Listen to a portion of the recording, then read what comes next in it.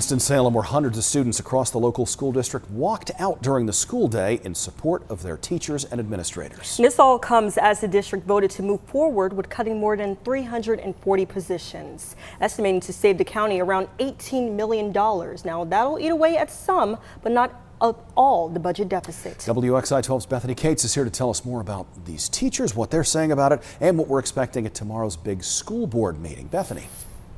It was an emotional day today across the district for the schools that participated in today's walkout, but everyone came together with one common goal, which was to speak up against the workforce cuts and to stand in solidarity with those who are being impacted and let go on September 12th.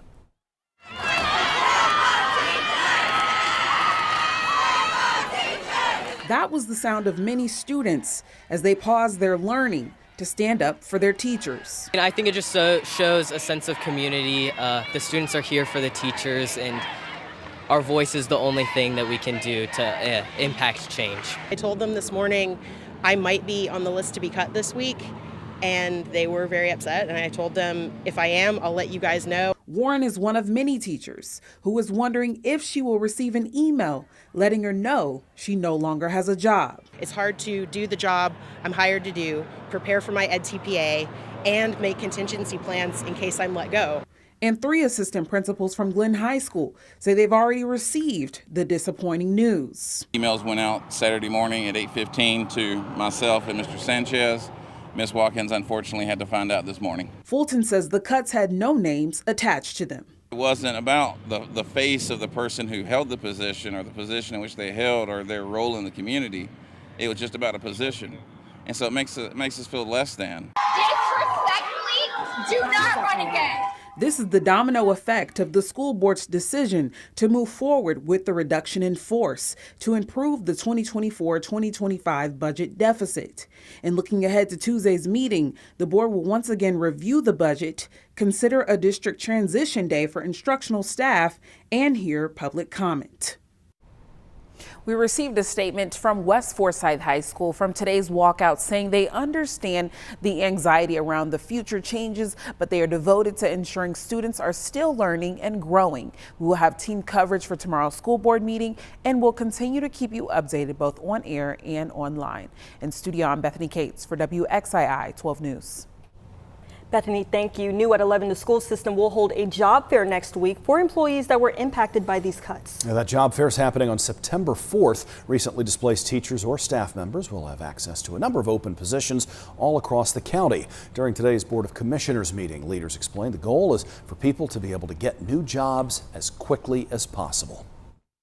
I'm hopeful that they will allow us to do that as opposed to just coming to our table, here's some information, this is how you can apply. Like, we will hire people on the spot at this job fair if they allow us to do that. Winston-Salem's Autism Foundation, the NAACP, Elevation Pediatric Therapy, and Galilee Missionary Baptist Church are sponsoring another job fair next month. It's scheduled for Monday, September 15th at Galilee Missionary Baptist Church on Northampton Drive. Right now, organizers are looking for employers to sign up for the fair. You can find the link to register in this story right now on our website, WXII12.com. Well, as of this morning, school is officially back in session in Guilford County with much less drama than in neighboring Winston-Salem Forsyth. And the superintendent of GCS spent part of the day meeting with students. We caught up with her this afternoon at Cone Elementary in Greensboro. She has a message for children and also their parents. I think every school year is full of hope and a new beginning, but also a time to reconnect. We want parents to know that we want them to be active partners with us so that we can have a great school year. Dr. Oakley made several visits, not just Cone Elementary. She said overall the first day of class was smooth and children seemed happy. She did add that those that didn't have the best first day try to be patient with the district for this first week or so, as bus routes and morning and afternoon drop-offs are still a work in progress. The superintendent also encouraged families to ask questions if they're unsure about anything. Guilford County schools are also using a new bus tracker this year. It's called Here Comes the Bus. Parents will be able to track their child's bus in real time.